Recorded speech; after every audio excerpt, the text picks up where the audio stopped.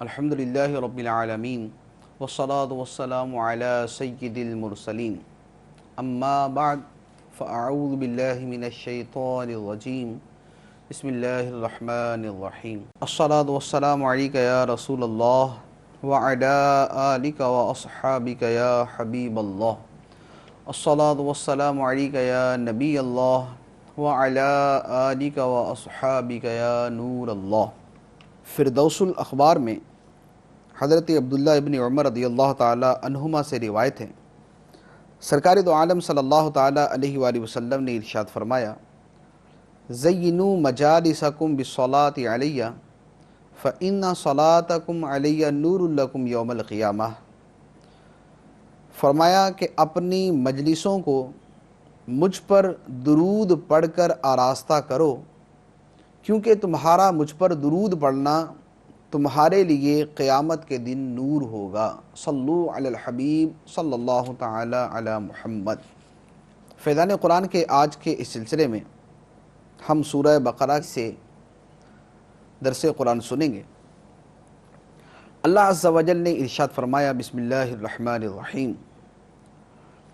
وَإِذَا طَلَّقْتُمُ النِّسَاءَ فَبَلَغْنَ أَجَلَهُنَّ فَلَا تَعْضُلُوهُنَّ أَن يَنكِحْنَ أَزْوَاجَهُنَّ إِذَا تَرَاضَوْا بَيْنَهُم بِالْمَعْرُوفِ ذَلِكَ يُوعَظُ بِهِ مَن كَانَ مِنكُمْ يُؤْمِنُ بِاللَّهِ وَالْيَوْمِ الْآخِرِ ذَلِكُمْ أَزْكَىٰ لَكُمْ وَأَطْهَرُ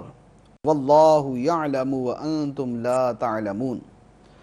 اور جب تم عورتوں کو طلاق دو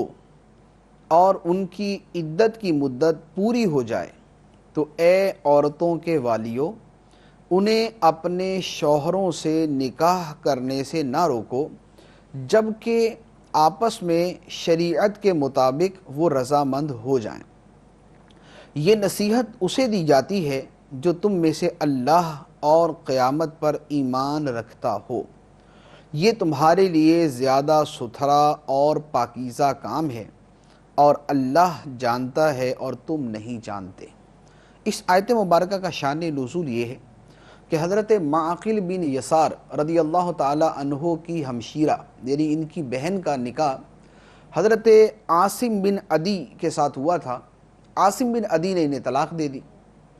ایک طلاق تھی، جب عدت گزر گئی تو عاصم بن عدی نے دوبارہ رجوع کرنے کا کہا، یعنی دوبارہ نکاح کا ارادہ ظاہر کیا۔ جب دوبارہ نکاح کا ارادہ ظاہر کیا تو حضرت معقل بن یسار رضی اللہ تعالی عنہ مانے ہوئے کہ جب پہلے طلاق دیا تو اب میں یہ نکاح نہیں ہونے دوں گا۔ اس پر یہ آیت مبارکہ نازل ہوئی کہ جب عورتوں کو طلاق ہو جائے اور ان کی عدت پوری ہو جائے، اس کے بعد اگر وہ دوبارہ نکاح کرنا چاہیں تو تم انہیں اس سے منع نہ کرو۔ نکاح پہلے ہی شوہر سے کرنا چاہیں، جیسے ایک یا دو طلاقیں دی ہوں اس صورت میں، یا پہلے کے علاوہ کسی اور سے نکاح کرنا چاہیں تو تم انہیں نہ روکو، یہ تمہارے لیے بہتر ہے۔ اور اس پر فرمایا کہ ذالکم ازکیٰ لکم واطہر، یہ تمہارے لیے زیادہ ستھرا اور زیادہ پاکیزہ کام ہے۔ وجہ اس کی یہ ہے کہ عورت پہلے جس کے نکاح میں رہ چکی ہوتی ہے، عام طور پر دل کے اندر اس کے بارے میں ایک نرمی کے جذبات ہوتے ہیں۔ اگر طلاق کے بعد دوبارہ ان کی آپس میں ایسی کوئی صورت بن جائے کہ دوبارہ نکاح کرنا چاہیں اور اب اگر گھر والے روکیں تو کوئی بعید نہیں ہے کہ سابقہ تعلقات کی وجہ سے عورت کوئی غلط قدم اٹھائے، تو چونکہ یہ بعد میں زیادہ شرمندگی اور زیادہ تکلیف کا باعث ہوگا اور یہ طہارت اور نظافت اور پاکیزگی کے خلاف ہوگا، تو اس لیے فرمایا کہ اگر عورتیں عدت گزرنے کے بعد اپنے سابقہ شوہروں سے یا کسی دوسرے سے نکاح کرنا چاہیں تو تم ان کے راستے میں مانع نہ بنو، یہ تمہارے لیے زیادہ ستھرا ہے اور زیادہ پاکیزہ کام ہے۔ اس کے بعد ارشاد فرمایا، والوالدات یرضعن اولادہن حولین کاملین لمن اراد ان یتم الرضاعہ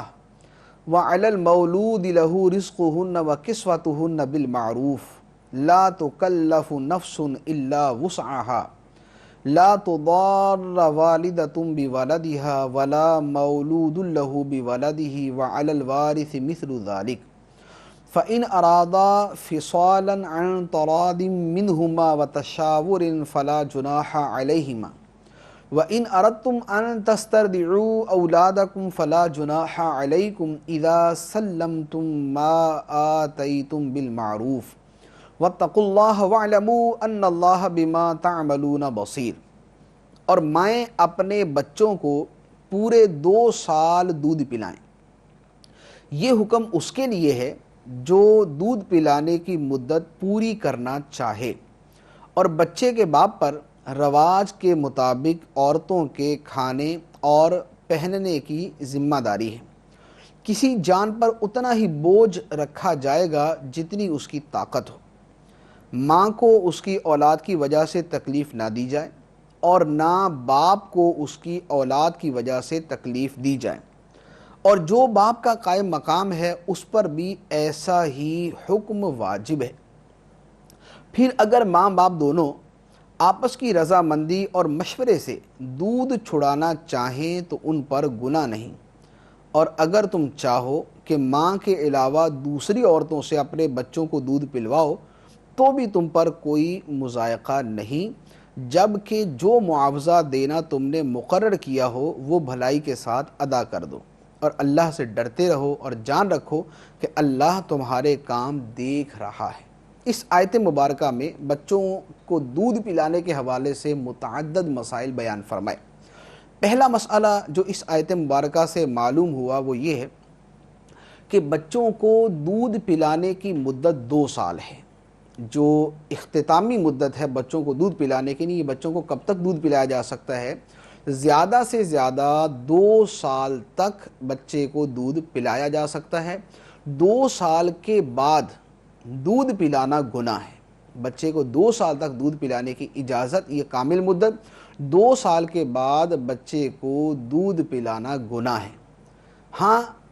جو حرمت رضاعت کا مسئلہ ہے کہ بچہ کسی کا دودھ پی لے تو اس کی وجہ سے حرمت رضاعت ثابت ہو جاتی ہے کہ بچہ اس کا محرم بن جاتا ہے، اس کا بیٹا بن جاتا ہے، یا اس کی بچی اس کی بیٹی بن جاتی ہے، تو یہ جو صورت ہے یہ ہے 2.5 سال تک، یعنی 2 سال تک دودھ پلانے کی اجازت، اور 2 سال سے لے کر 2.5 سال تک اس مدت میں اگر کسی عورت نے بچے کو دودھ پلایا تو وہ اس کی ماں بن جائے گی، لیکن 2 سال کے بعد دودھ پلانا گناہ تھا، اور 2.5 سال کی عمر کے بعد اگر دودھ پلایا تو اب نہ حرمت رضاعت ثابت ہوگی جبکہ پہلے دودھ نہ پلایا۔ 2.5 سال کے بعد ہی صرف دودھ پلایا تو یہ دودھ پلانا گناہ بھی ہوگا، اور اس مدت کے اندر دودھ پلانے سے حرمت رضاعت بھی ثابت نہ ہوگی۔ تو ایک مسئلہ تو یہ ہوا کہ دودھ پلانے کی جو کامل مدت ہے وہ 2 سال ہے۔ دوسرا مسئلہ یہ ہے اگر 2 سال سے پہلے کو دودھ چھڑوانا چاہے، جیسے 1 سال بچے کو دودھ پلایا تو اب ماں باپ چاہتے ہیں کہ بچے کو دودھ چھڑوا دے کسی بھی مسئلے کی وجہ سے، یا ویسے ہی چھڑوانا چاہیں، تو فرمایا کہ اس کی اجازت ہے۔ فرمایا فَإِنْ أَرَادَا فِصَالًا عَنْ تَرَادٍ مِّنْهُمَا وَتَشَاوُرٍ فَلَا جُنَاحَ عَلَيْهِمَا، کہ اگر وہ اس سے پہلے ہی باہمی مشورے سے دودھ چھڑانا چاہیں تو ان پر کوئی گناہ نہیں۔ تو 2 سال سے پہلے بھی اگر بچے کو دودھ چھڑا دیا تو اس کی اجازت ہے۔ تیسرا مسئلہ یہ ہے کہ اگر ماں باپ یہ چاہیں کہ بچے کو دودھ کسی اور سے پلوائیں، جیسے پہلے زمانے کے اندر بھی ہوتا تھا کہ دایا وغیرہ جو ہے وہ رکھی جاتی تھی اور اس کے ذریعے دودھ پلاتے تھے، یا آج کل کے زمانے میں بھی ہو سکتا ہے کہ کوئی ماں جو ہے وہ بچے کو دودھ نہ پلائے، باپ اور ماں دونوں باہمی رضامندی کے ساتھ کسی اور عورت سے دودھ پلوا لیں، تو اس کی بھی اجازت ہے، لیکن اس صورت میں وہ جو دوسری عورت جس سے بچے کو دودھ پلوایا جا رہا ہے اس سے جو معاوضہ مقرر کیا ہو وہ اس کو پورا دینے کا حکم ہے۔ اس کے بارے میں فرمایا وَإِنْ أَرَدْتُمْ أَن تَسْتَرْضِعُوا أَوْلَادَكُمْ، کہ اگر تم چاہو کہ اپنے بچوں کو ماں کے علاوہ کسی اور عورت سے دودھ پلواؤ فلا جناح علیکم، تو تم پر کوئی حرج نہیں، کوئی گناہ نہیں، اذا سلمتم ما آتیتم بالمعروف، جب تم مقرر کردہ معاوضہ ان کو صحیح طریقے سے ادا کر دو۔ یہ تیسرا مسئلہ۔ چوتھا مسئلہ جو یہاں پر بیان فرمایا گیا وہ فرمایا لا تضار والدۃ بولدها ولا مولود له بولدہ۔ اس آیت مبارکہ کے جز کے 2 ترجمے کیے گئے۔ ایک ترجمہ یہ ہے کہ ماں بچے کو ضرر نہ دے، ماں بچے کو تکلیف نہ دے، اور باپ بھی بچے کو تکلیف نہ دے، نہ ماں بچے کو تکلیف دے اور نہ باپ بچے کو تکلیف دے۔ ماں کا بچے کو تکلیف دینا جو ہے وہ یہ ہے کہ اس کو وقت پر دودھ نہ دے، اس کی صحیح طریقے سے نگرانی نہ کرے، اپنے ساتھ مانوس کر لینے کے بعد اس کو چھوڑ دے، یہ ہے ماں کا بچے کو تکلیف دینا۔ اور باپ کا بچے کو تکلیف دینا یہ ہے کہ بچہ جب اپنی ماں سے مانوس ہو چکا اب اسے چھین لے، یہ باپ کی طرف سے بچے کو تکلیف، یا ماں کے حقوق پورا کرنے میں وہ کوتاہی کرے، بچے کی ماں کے حقوق پورا کرنے میں کوتاہی کرے، تو یہ باپ کی طرف سے بچے کو تکلیف دے رہے ہیں۔ اور دوسرا ترجمہ کہ نہ ماں کو تکلیف دی جائے اور نہ باپ کو تکلیف دی جائے اس کے بچے کی وجہ سے۔ اس کی صورت یہ ہے کہ ماں کو بچے کی وجہ سے تکلیف دینا یہ ہے کہ جس صورت میں ماں پر دودھ پلانا ضروری نہیں، اس صورت میں اسے دودھ پلانے پر مجبور کیا جائے۔ اور باپ کو ضرر دینا یہ ہے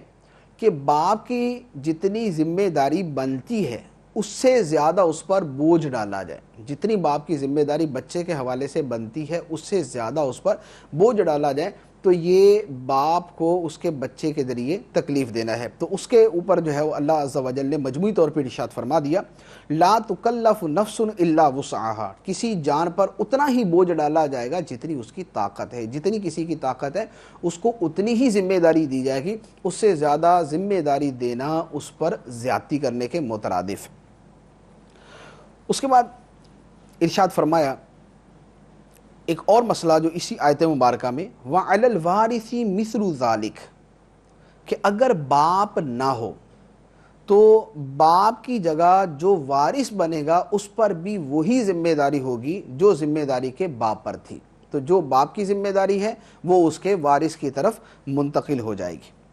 اس کے بعد ارشاد فرمایا وَالَّذِينَ يُتَوَفَّوْنَ مِنْكُمْ وَيَذَرُونَ أَزْوَاجًا يَتَرَبَّصْنَ بِأَنفُسِهِنَّ أَرْبَعَةَ أَشْهُرٍ وَعَشْرًا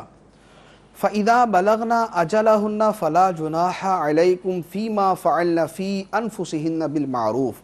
وَاللَّهُ بِمَا تَعْمَلُونَ خَبِيرٌ، اور تم میں سے جو مر جائیں اور بیویاں چھوڑیں تو وہ بیویاں 4 مہینے اور 10 دن اپنے آپ کو روکے رکھیں، تو جب وہ اپنی عدت کی اختتامی مدت کو پہنچ جائیں تو اے والیو تم پر اس کام میں کوئی حرج نہیں جو عورتیں اپنے معاملہ میں شریعت کے مطابق کر لیں، اور اللہ تمہارے کاموں سے خبردار ہے۔ یہ آیت مبارکہ جو ہے، اس آیت مبارکہ میں اللہ عز و جل نے اس عورت کی عدت بیان کی ہے جس عورت کا شوہر فوت ہو جائے۔ جس عورت کا شوہر فوت ہو جائے اس کی 2 عدتیں، 2 صورتیں اس کی۔ ایک تو یہ ہے کہ وہ عورت حاملہ ہے، اگر وہ عورت حاملہ ہے تو اس کی عدت اللہ عز و جل نے دوسری آیت مبارکہ میں بیان فرمایا وَأُولَاتُ الْأَحْمَالِ أَجَلُهُنَّ أَن يَضَعْنَ حَمْلَهُنَّ، کہ حمل والیاں ان کی مدت یہ ہے کہ وہ اپنے حمل کو جن دے، یعنی ان کے ہاں بچہ پیدا ہو جائے تو ان کی عدت ختم ہو جائے گی۔ دوسری عدت جو یہاں آیت مبارکہ میں مذکور ہے وہ یہ ہے کہ کسی عورت کا شوہر فوت ہو گیا اور اس عورت کو حمل نہیں، اس صورت میں اس عورت کی عدت ہے 4 مہینے 10 دن۔ 4 مہینے 10 دن اس کی عدت ہے، وہ پورے 4 مہینے گزارے گی اور اس کے اوپر 10 دن گزارے گی تو اس کی عدت ختم ہو جائے گی۔ تو یہ جو 4 مہینے 10 دن کی عدت ہے یہ اس صورت میں ہے کہ جب شوہر کا انتقال چاند کی پہلی تاریخ کو ہوا ہو۔ اگر شوہر کا انتقال چاند کی پہلی تاریخ کے علاوہ ہوا تو اس صورت میں اعلیٰ حضرت علامہ نے فتاوی رضویہ شریف میں بیان فرمایا کہ اس صورت میں عورت مکمل 130 دن عدت گزارے گی، 130 دن مکمل عدت گزارے گی۔ تو یہ عدت کی مدت اس آیت مبارکہ میں بیان ہوئی۔ اب اس کے علاوہ عدت کے پھر دیگر مسائل ہیں کہ دوران عدت عورت گھر سے نہیں نکل سکتی، زیب و زینت اختیار نہیں کرے گی، زیورات نہیں پہنے گی، اور اسی طرح آرائش و زیبائش نہیں کرے گی، بھڑکیلے لباس نہیں پہنے گی،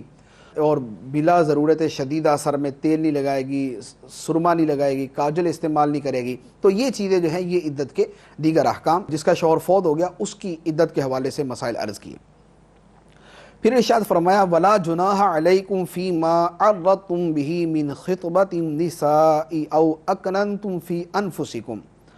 علم اللہ انکم ستذکرونہن ولکن لا تواعدوہن سرا الا ان تقولوا قولا معروفا ولا تعزموا عقدۃ النکاح حتی یبلغ الکتاب اجلہ واعلموا ان اللہ یعلم ما فی انفسکم فاحذروہ واعلموا ان اللہ غفور حلیم۔ اور تم پر اس بات میں کوئی گناہ نہیں جو اشارے کنائے سے تم عورتوں کو نکاح کا پیغام دو یا اپنے دل میں چھپا رکھو۔ اللہ کو معلوم ہے کہ اب تم ان عورتوں کا تذکرہ کرو گے، لیکن ان سے خفیہ وعدہ نہ کر رکھو مگر یہ کہ شریعت کے مطابق کوئی بات کہہ لو، اور عقد نکاح کو پختہ نہ کرنا جب تک عدت کا لکھا ہوا حکم اپنی اختتامی مدت کو نہ پہنچ جائے، اور جان لو کہ اللہ تمہارے دل کی جانتا ہے تو اس سے ڈرو، اور جان لو کہ اللہ بہت بخشنے والا حلم والا ہے۔ اس آیت مبارکہ میں اس عورت کا بیان ہے جس کا شوہر فوت ہو گیا اور وہ عدت گزار رہی ہے۔ جو عورت عدت میں ہے، عدت وفات کے اندر ہے، اس سے نکاح کرنا یا اسے نکاح کا پیغام دینا، یہ دونوں چیزیں حرام۔ نکاح کا کھلا پیغام دینا یا نکاح کا اسے وعدہ کر لینا یہ حرام ہے، اس آیت مبارکہ میں یہ بیان کیا گیا۔ ہاں اشارے کنائے سے اور پردے کے اندر رکھتے ہوئے بات کرنے کی اجازت ہے۔ جیسے مثال کے طور پہ ایک شخص ہے، کسی عورت کا شوہر فوت ہو گیا اور وہ عورت عدت گزار رہی، دوسرا آدمی اس سے نکاح کرنا چاہتا ہے، تو یہ اسے یوں اس طرح کے الفاظ کہہ سکتا ہے کہ مجھے امید ہے کہ اللہ تبارک و تعالیٰ تمہارے لیے جلد کوئی راستہ نکال دے گا، یا اسے یہ کہہ سکتا ہے کہ میرا نکاح کا ارادہ ہے اور مجھے امید ہے کہ انشاءاللہ چند مہینوں کے اندر اللہ تعالیٰ میرے لیے کوئی راستہ نکال دے گا۔ تو یہ ڈھکے چھپے الفاظ کے اندر گویا اس کو بتا دیا کہ میں تم سے نکاح کرنا چاہتا ہوں۔ تو صراحت کے ساتھ اسے نکاح کا پیغام دینا یہ حرام، اس سے نکاح کا وعدہ کرنا یہ حرام، اور ڈھکے چھپے الفاظ کے اندر اسے نکاح کی بات کہہ دینا اس کی اجازت، اور اسی طرح اپنے دل کے اندر رکھ لینا کہ یہ عدت سے فارغ ہوگی تو میں اسے نکاح کروں گا، اس کی بھی اجازت۔ دوسرا مسئلہ کہ یہاں پر صراحت کے ساتھ دوران عدت نکاح کا پیغام دینا بھی حرام قرار دیا، اور دوسری جو بات بالتصریح ارشاد فرمائی وہ فرمایا وَلَا تَعْزِمُوا عُقْدَةَ النِّکَاحِ، اور نکاح کی گرہ کو پختہ نہ کرو، جب تک عدت نہ گزر جائے تب تک نکاح کی گرہ کو پختہ نہ کرو۔ تو اس پر علماء نے فرمایا کہ جو دوران عدت نکاح کو حلال جانے وہ کافر ہے۔ تو عدت کے دوران نکاح کا حرام ہونا چونکہ قرآن سے ثابت ہے، لہذا جو اس کا انکار کرے گا اور نکاح کو حلال سمجھے گا وہ کافر ہے۔ اس کے بعد ارشاد فرمایا لا جناح علیکم ان طلقتم النساء ما لم تمسوهن او تفرضوا لهن فریضة ومتعوهن على الموسع قدره وعلى المقتر قدره متاعا بالمعروف حقا على المحسنین۔ اگر تم عورتوں کو طلاق دے دو تو جب تک تم نے انہیں چھوا نہ ہو یا کوئی مہر مقرر نہ کر لیا ہو تب تک تم پر کچھ مطالبہ نہیں، اور ان کو ایک جوڑا برتنے کو دو، مالدار پر اس کی طاقت کے مطابق اور تنگ دست پر اس کی طاقت کے مطابق دینا لازم ہے۔ شرعی دستور کے مطابق انہیں فائدہ پہنچاؤ، یہ بھلائی کرنے والوں پر واجب ہے۔ اس آیت مبارکہ میں مہر کا مسئلہ بیان کیا گیا ہے، عورتوں کے مہر جو نکاح کے وقت مقرر ہوتے ہیں اس کے حوالے سے بات کی گئی۔ یہاں اصل میں صورت اس سے مختلف ہے۔ عام طور پہ تو نکاح یوں ہوتا ہے کہ مہر مقرر کیا جاتا ہے کہ اتنے حق مہر کے اوپر نکاح کیا، یہاں جو صورت ہے وہ یہ ہے کہ مہر مقرر نہ کیا گیا۔ اس کی دو صورتیں ہوتی ہیں۔ ایک صورت یہ ہے کہ مہر مقرر کیے بغیر نکاح کیا، مہر مقرر کیے بغیر نکاح کیا اور ابھی میاں بیوی میں تنہائی نہ ہوئی اور طلاق ہو گئی، مہر مقرر نہیں ہوا، میاں بیوی میں تنہائی نہ ابھی ہوئی نہیں کہ طلاق ہو گئی، اس صورت میں شوہر پر بیوی کو ایک جوڑا دینا واجب ہے، جو آیت مبارکہ میں فرمایا گیا وَمَتِّعُوهُنَّ، اور انہیں جوڑا دو، انہیں برتنے کو کچھ دو، جوڑا دو انہیں۔ تو یہ جوڑا تین جو ہے وہ ان کے کپڑوں کے اوپر مشتمل ہوگا، دوپٹہ ہوگا، شلوار ہوگی اور قمیض ہوگی، اور ایسا ہو کہ جو درمیانے درجے کا ہو۔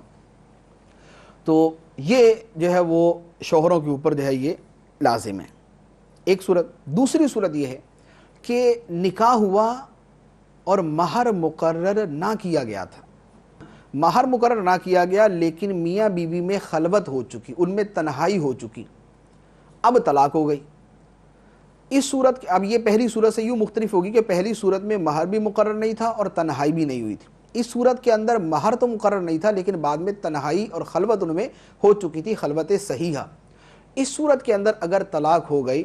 تو مہر مثل دینا ہوگا۔ مہر مثل کیا ہوتا ہے؟ مہر مثل یہ ہوتا ہے کہ لڑکی کے باپ کی طرف سے جو اس کی رشتہ دار عورتیں ہیں جو اس جیسی ہوں اوصاف کے اعتبار سے، جو ان کا مہر بنتا ہے وہ مہر مثل ہے، تو شوہر کو مہر مثل دینا لازم ہوگا۔ پھر فرمایا کہ علی الموسع قدرہ وعلی المقتر قدرہ، یہ جو جوڑا دینے کا حکم فرمایا گیا ہے اس میں امیر اور غریب دونوں کا فرق رکھا گیا۔ جو مالدار ہیں، اگر میاں اور بیوی دونوں مالدار ہیں تو جوڑا جو دیا جائے گا وہ اعلیٰ درجے کا دیا جائے گا، اور اگر میاں بیوی دونوں غریب ہیں تو جوڑا ادنا قسم کا دیا جائے گا، اور اگر میاں اور بیوی دونوں میں سے کوئی ایک مالدار ہے اور ایک غریب ہے تو اس صورت میں درمیانے درجے کا جوڑا دیا جائے گا۔ اور اس پر فرمایا حقا علی المحسنین، یہ جوڑا دینا بھلائی کرنے والوں کے اوپر واجب ہے۔ اس کے بعد ارشاد فرمایا وَإِن طَلَّقْتُمُوهُنَّ مِن قَبْلِ أَن تَمَسُّوهُنَّ وَقَدْ فَرَضْتُمْ لَهُنَّ فَرِيضَةً فَنِصْفُ مَا فَرَضْتُمْ إِلَّا أَن يَعْفُونَ أَوْ يَعْفُوَ الَّذِي بِيَدِهِ عُقْدَةُ النِّكَاحِ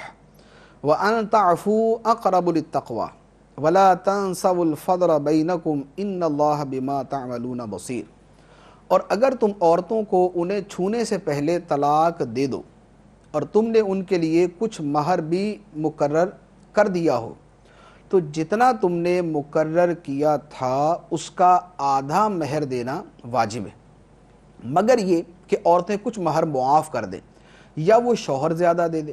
جس کے ہاتھ میں نکاح کی گرہ ہے۔ اور اے مردو، تمہارا زیادہ دینا پرہیزگاری کے زیادہ نزدیک ہے، اور آپس میں ایک دوسرے پر احسان کرنا نہ بھولو، بے شک اللہ تمہارے کام دیکھ رہا ہے۔ اس آیت مبارکہ میں 5-6 چیزیں بیان کی گئیں۔ یہاں پر بھی پہلا مسئلہ تو مہر کے متعلق ہی بیان کیا گیا۔ مہر کا مسئلہ یہ ہے کہ نکاح ہوا، مہر مقرر ہوا، میاں بیوی میں تنہائی اور خلوت صحیحہ نہ ہوئی اور طلاق ہو گئی، اس صورت میں جتنا مہر مقرر کیا گیا تھا اس کا آدھا مہر دینا واجب ہوگا۔ جیسے 10,000 روپے مہر مقرر ہوا اور تنہائی سے پہلے طلاق ہو گئی تو اس صورت میں 5,000 روپے مہر کے طور پہ دینے پڑیں گے۔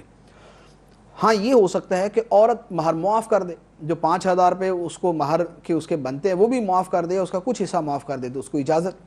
یا شوہر 5,000 کی جگہ 10,000 ہی دے دے کہ آدھا مہر کی بجائے پورا ہی دے دے تو یہ اس کی بھی اجازت۔ اور افضل یہ ہے کہ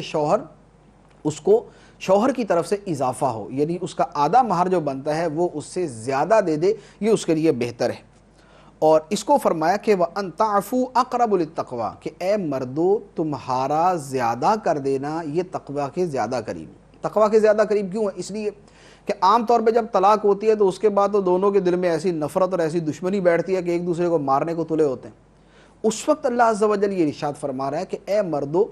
تمہارا ان کو زیادہ دینا یہ تقویٰ کے زیادہ قریب ہے، کیونکہ مرد عام طور پہ عورت کو تکلیف پہنچانے پر زیادہ قدرت رکھتا ہے، اس کو بدنام کر سکتا ہے، اس کو ادھر ادھر اس کی باتیں پہنچا سکتا ہے، آگے کسی جگہ اس کا نکاح نہ ہونے دے وہاں باتیں پہنچاتا رہے، اس طرح کی حرکتیں کر سکتا ہے۔ تو فرمایا کہ تمہارا ان پر احسان کرنا اور تمہارا انہیں زیادہ دے دینا یہ تقویٰ کے زیادہ نزدیک ہے۔ اور پھر فرمایا وَلَا تَنْسَوُا الْفَضْلَ بَيْنَكُمْ، اور آپس کے اندر احسان کرنا نہ بھولو، آپس کے اندر احسان کرنا نہ بھولو۔ یہ قرآن پاک کی وہ تعلیم ہے کہ آپ اس تعلیم کا مقام دیکھیں کہ یہ تعلیم کب فرمائی جا رہی ہے کہ ایک دوسرے پر احسان کرنا نہ بھولو۔ کہاں پر؟ جہاں طلاق ہو چکی، ایک دوسرے سے اب نفرت، بغض، کینہ اور انتقام کی فضا پیدا ہو چکی ہے، وہاں اللہ عز و جل فرماتا ہے کہ اگرچہ تمہارے درمیان جدائی ہو چکی اور تم ایک دوسرے سے علیحدہ ہو گئے، مگر یہاں پر بھی آپس میں ایک دوسرے پر احسان کرنا نہ بھولو، بے شک اللہ تمہارے اعمال سے خبردار ہے۔ یہ تمہارے جو ہے وہ احسان، تم اگر ظلم کرو گے تو بھی اللہ تعالیٰ اسے دیکھ رہا ہے، اور اگر تم آپس میں احسان کرو گے تو بھی اللہ تعالیٰ اسے دیکھ رہا ہے۔ پھر فرمایا حافظوا علی الصلاوات والصلاۃ الوسطی وقوموا للہ قانتین، تمام نمازوں کی پابندی کرو اور خصوصاً درمیانی نماز کی، اور اللہ کے حضور ادب سے کھڑے ہوا کرو۔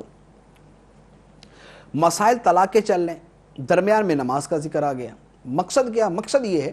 کہ یہ معاشرتی معاملات اور یہ صلح و صفائی اور لڑائی جھگڑے، یہ سارے کے سارے ایک زندگی کے اندر یہ معاملات چلتے رہتے ہیں۔ تم کسی حال میں اللہ کی عبادت سے غافل نہ ہونا، دنیاوی معاملات میں پڑھ کر اور ان کے اندر منہمک ہو کر تم اللہ کی یاد سے اور نماز سے غافل نہیں ہو جانا، بلکہ ہر حال میں اللہ تعالیٰ کو یاد کرتے رہنا، نماز کی محافظت کرنا۔ نماز کی محافظت کیا؟ پابندی کے ساتھ پڑھی جائے، پانچوں نمازیں پڑھی جائیں، ظاہری باطنی آداب کے ساتھ پڑھی جائیں، مرد جو ہے وہ جماعت کے ساتھ پڑھے، تو ان تمام آداب کا خیال رکھا جائے، اور خصوصاً درمیانی نماز کا خیال رکھو۔ درمیانی نماز سے مراد ہے عصر کی نماز، بخاری شریف میں صراحت کے ساتھ ہے کہ اس سے عصر کی نماز مراد ہے۔ عصر کی نماز کی بطور خاص تاکید کیوں ہے؟ ظاہری طور پر علماء نے اس کی دو وجہ بیان کی۔ ایک وجہ یہ بیان کی ہے کہ عصر کی نماز میں صبح و شام کے فرشتے جمع ہوتے ہیں، صبح کو آتے ہیں جو شام کو جاتے ہیں، شام کو آتے ہیں جو صبح کو جاتے ہیں، تو عصر کی نماز میں یہ فرشتے جمع ہوتے ہیں، تو اس نماز کا بطور خاص اہتمام کرنے کا فرمایا۔ دوسری بات یہ فرمائی ہے کہ چونکہ عصر کی نماز کا جو وقت ہے یہ کاروباری مصروفیات کا وقت ہوتا ہے، اس وقت کاروبار اپنے عروج پر ہوتا ہے، دنیا بھر کے اندر مارکیٹ کے اندر جو ہے عصر کا ٹائم جو ہے یہ بطور خاص جو ہے یہ خرید و فروخت کا ہے، تو چونکہ یہ غفلت کا وقت ہے، اس لیے اللہ عز و جل نے فرمایا کہ اس غفلت کے وقت میں جو نماز تم پر لازم کی گئی ہے اس نماز کا بطور خاص خیال رکھو۔ وقوموا للہ قانتین، اور اللہ کی بارگاہ میں ادب سے کھڑے ہوا کرو، یعنی ادب سے کھڑے ہونا، تو اس سے ہی پتہ چلا کہ نماز کے اندر وہ کھڑے ہونے کے تمام طریقے جس میں بے ادبی کا پہلو نمایاں ہو تو اس سے منع کیا گیا، اللہ کی بارگاہ میں ادب کے ساتھ کھڑے ہونا۔ اسی لیے امام اعظم رضی اللہ تعالی عنہ نے فقہ حنفی کے اندر یہ مسئلہ بیان فرمایا کہ نماز کے اندر جو ہے وہ پاؤں کے درمیان اتنا فاصلہ کیا جائے کہ جو ادب کے پہلو کو نمایاں کریں، اور جس انداز سے بے ادبی کا پہلو نمایاں ہوتا اس سے منع کیا گیا۔ اسی آیت مبارکہ سے نماز کے اندر گفتگو کرنا یہ منع کیا گیا تھا۔ پہلے نماز کے اندر گفتگو کرنے کی بھی اجازت ہوا کرتی تھی کہ دوران نماز بھی آپس میں تھوڑی بہت کوئی متعلقہ بات کر لیتے تھے، جب یہ آیت مبارکہ نازل ہوئی تو نماز میں گفتگو کرنا بھی منسوخ ہو گیا تھا۔ اس کے بعد ارشاد فرمایا فَإِنْ خِفْتُمْ فَرِجَالًا أَوْ رُكْبَانًا فَإِذَا أَمِنْتُمْ فَاذْكُرُوا اللَّهَ كَمَا عَلَّمَكُمْ مَا لَمْ تَكُونُوا تَعْلَمُونَ، پھر اگر تم خوف کی حالت میں ہو تو پیدل یا سوار جیسے ممکن ہو نماز پڑھ لو،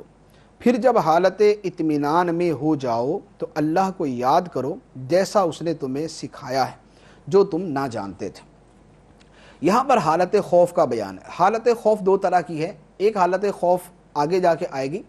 اس میں یہ ہے کہ دشمن سے مقابلہ ہے، مسلمان لشکر بھی وہاں پر موجود ہے، سارے نماز پڑھیں گے تو دشمن حملہ کر دے گا، تو پھر وہاں پر ایک طریقہ بیان کیا گیا ہے کہ امام کے پیچھے آدھی جو ہے وہ آدھا لشکر نماز پڑھے، آدھی نماز، پھر وہ چلا جائے اور دوسرا لشکر کا حصہ آ جائے، وہ آ کے بقیہ نماز پڑھے، پھر یہ اپنی مکمل کرے، پھر وہ بھی آ کے اپنی مکمل کر لے، یہ ایک طریقہ۔ دوسرا طریقہ جو نماز خوف کی ایک اور حالت ہے وہ یہ ہے کہ بعض اوقات ایسا ہے کہ درندے کا یا دشمن کا ایسا خوف ہے کہ آدمی کسی جگہ ٹھہر ہی نہیں سکتا، چل چلاؤ ہے، گاڑی میں ہے، سواری پر ہے، سواری چل رہی ہے، نماز کا وقت ہے، پیچھے دشمن لگا ہوا، درندہ لگا، اب کیا کرے؟ تو اس صورت میں فرمایا کہ جب ایسی خوف کی حالت ہو تو آدمی سواری کے چلتے ہوئے ہی نماز پڑھ، چلتے ہوئے سواری پر سوار جیسے بھی ممکن ہو نماز پڑھ لے،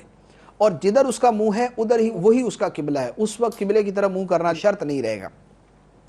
تو اس آیت مبارکہ سے ایک تو حالت خوف میں نماز پڑھنے کا پتہ چلا، دوسرا اس سے یہ بھی پتہ چلا کہ نماز اللہ کی بارگاہ میں کتنا اہم ترین فریضہ ہے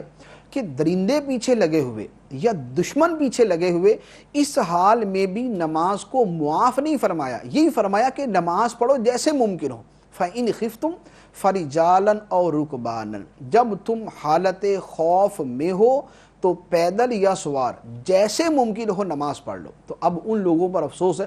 کہ اللہ عز و جل نماز کی ایسی تاکید فرمائے کہ حالت خوف میں بھی نماز پڑھنے کا طریقہ بیان فرما دیا، اور لوگوں کی یہ حالت ہو کہ گھر میں بیٹھے ہوئے اپنی سستی کی وجہ سے نماز نہ پڑھیں۔ اللہ عز و جل ہمیں نماز پڑھنے کی توفیق عطا فرمائے۔ اللہ عز و جل اپنے پیارے حبیب صلی اللہ تعالیٰ علیہ وآلہ وسلم کے صدقے اس